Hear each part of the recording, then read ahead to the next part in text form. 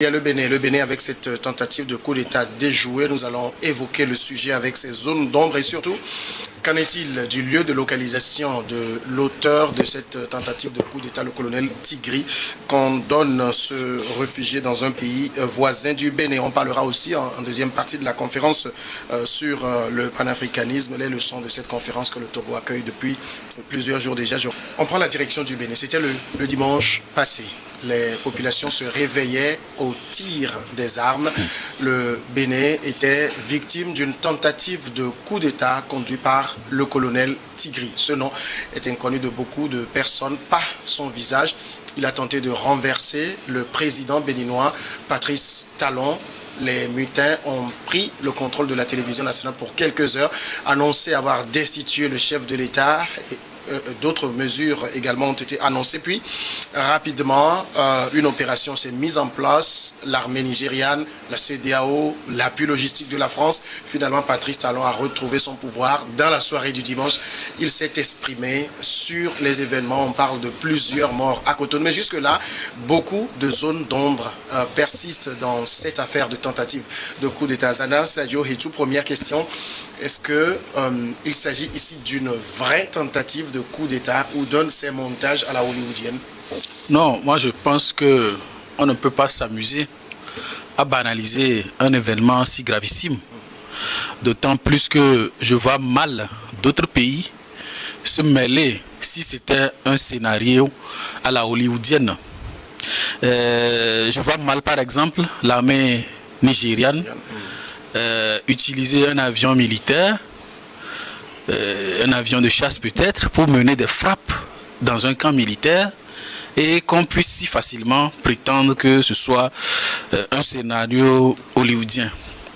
Vous savez, moi, dès les premières heures de la déclaration sur les antennes de la SRTB des mutins, j'ai eu à contacter directement comment on appelle, des gens au sein de la présidence du Bénin. Ils m'ont confirmé les choses. Je crois qu'on relayait ça en même temps sur les canaux officiels. Donc réellement, c'était un coup d'État. Et vu l'ampleur de ce qui s'est passé, et on a vu ces personnes, ces mutins faire des déclarations à la télé. Nous savons que des gens ont succombé au cours de cette tentative. Donc bien évidemment, lorsque vous essayez de mettre en liaison tous ces éléments-là, par exemple, la France ne va pas s'amuser à déployer ces appareils de surveillance et de renseignement dans le cadre, n'est-ce pas, d'une pagaille. Non, ce serait vraiment très malhonnête de notre part de le dire ainsi, puisque les éléments qui sont présentés font état de la gravité de ce qui s'est passé. Et j'aimerais aussi apporter, je ne sais pas si c'est un bémol ou bien une nuance à ce que vous avez dit. À aucun moment, le président Patrice Talon n'a perdu son pouvoir. J'ai annoncé les militants ont annoncé l'avoir destitué. Je n'ai pas dit qu'il a perdu. Qu'il a retrouvé. Il a dit qu'il a retrouvé. C'est-à-dire, le président Patrice Talon n'a jamais perdu le pouvoir.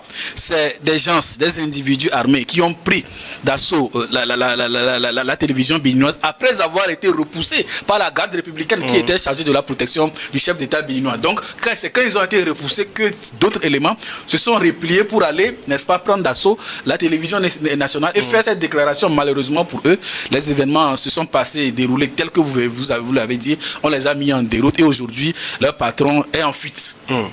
Alors ici, quand on voit un peu l'armada des forces déployées, on parle de l'armée nigériane qui a déployé des chasseurs, on parle du renseignement français et toutes ces choses-là, on peut se dire quand même que parce que le ministre de l'Intérieur béninois a parlé d'un groupuscule, on a le droit de douter de ces termes-là, parce qu'au vu de ce qui a été déployé pour contrer la menace.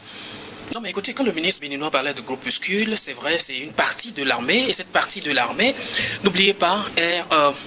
permettez la redondance, est lourdement armée. N'oubliez pas que l'armée béninoise ces derniers temps se performe et se modernise à cause des crises sécuritaires qui secouent le nord du pays. Et donc le gouvernement béninois a mis véritablement ce qu'on peut appeler de l'artillerie lourde à la gestion de l'armée béninoise. Alors un groupe se servant de cette artillerie ou alors de cet armement peut vraiment semer du chaos. Et cela a failli être véritablement un chaos chaos, même si jusqu'à ce jour, on ne communique pas encore de façon substantielle sur les pertes en vies humaines. Eh bien, n'oubliez pas, il y a eu véritablement de pertes. Et donc, ce groupuscule, cette partie de l'armée a fait des dégâts énormes qu'on puisse remarquer sur le terrain. N'empêche que le ministre de l'Intérieur parle de groupuscules parce qu'ils ne sont... Si on les voyait peut-être à l'écran, ils étaient 8, parce que moi j'ai compté, ils étaient 8. Maintenant, dans le camp également, il y a eu certains qui se sont laissés aller à cette aventure sans pour autant maîtriser le contour de ce que la représailles pourra représenter. Et malheureusement, aujourd'hui, ils n'ont pas pu faire long feu devant cette représaille qui a mobilisé pratiquement 3 à 4 pays. Le renseignement français, la Sierra Leone même a fait une intervention, et aussi le Sénégal, la Côte d'Ivoire et le Nigeria. Alors, vous comprenez que la force par laquelle ce groupuscule a frappé a plutôt nécessité ces convergences d'actions pour pouvoir rétablir un temps soit peu. Ce qui commençait depuis 4 heures pratiquement, finissait aux environs, pour avoir plus de précision, d'environ de 11 heures au-delà. On était beaucoup plus sûr qu'avec la sortie du président Patrice Talon, pour calmer les esprits, parce que jusque-là, personne ne croyait véritablement à la non-réussite du coup. Car les mutants se sont beaucoup plus attaqués à la résidence du président Patrice Talon, et par après, on a pris les écrans pour annoncer son éviction, pour annoncer la destitution et puis la fermeture des frontières, sans pour autant prendre la présidence proprement parlant. Alors, parler de groupuscule, tout dépend de ce que le ministre met dedans, mais nous pourrons aussi accepter cette terminologie de groupuscule, mais aussi l'armement utilisé par ce groupuscule a nécessité à ce que toutes ces énergies-là soient convergées pour pouvoir rétablir le pouvoir de Patrice Talon. Alors, Zana, Dieudonné parle d'une armée béninoise qui se modernise. Moi, j'ai envie de demander une armée qui se modernise, mais qui a besoin d'appui extérieur pour contrer une menace portée par un prétendu groupuscule de l'armée. Non, Samuel, je pense qu'il faut contextualiser les choses. Je vais vous citer un certain nombre d'exemples dans la sous-région. Qui est celui qui est au pouvoir aujourd'hui au Mali? C'était la personne qui avait en main, comment on appelle, l'armement, l'artillerie lourde pour combattre les djihadistes.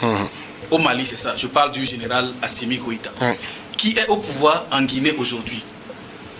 C'est un général qui avait en main les moyens nécessaires pour faire face, c'est-à-dire les moyens de dernière génération. Au Burkina Faso, qui est au pouvoir. Donc vous verrez que dans les pays, c'est-à-dire dans ces pays où il y a eu des coups d'État, c'était des gens qui étaient au sein d'unités, dans lesquels on a mis les moyens, suffisamment de moyens pour faire face à des menaces aux groupes armés terroristes.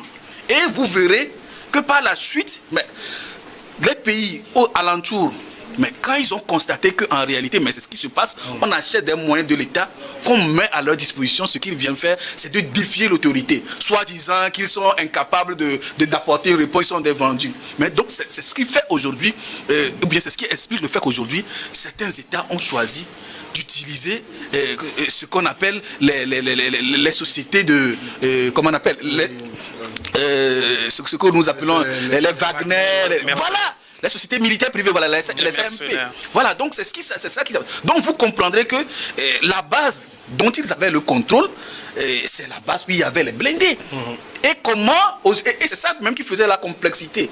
Il a été dit qu'ils ont été encerclés. De toute façon, moi je viens de voir mes échanges que j'ai eu avec les responsables de la présidence. Déjà à 8h29, la situation était sous contrôle. Mais ces messieurs avaient toujours en main les blindés. Les blindés, comment neutraliser ces blindés? Alors, s'il y avait un affrontement, ça allait occasionner des dommages collatéraux. Ce camp était situé dans un quartier habité. Ouais. Donc, le président béninois, il a donné l'ordre, mais de faire tout pour éviter un bain de sang.